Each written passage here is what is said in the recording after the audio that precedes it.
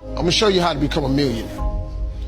All you need is to have one thing that you can get $10 for. I don't care if it's cutting hair, cutting grass, painting, babysitting. Just get somebody to give you $10. All I want you to do is do it 10 more times. That's all. You'll have $100. I want you to do it 10 more times.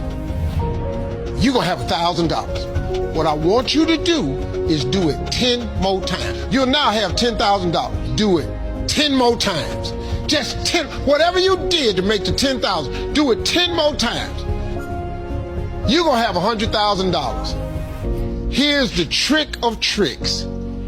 Once you make $100,000, you're gonna have to hire a few people. Same thing you did to make the 100,000. I just want you to do it 10 more times. Congratulations. You are a millionaire.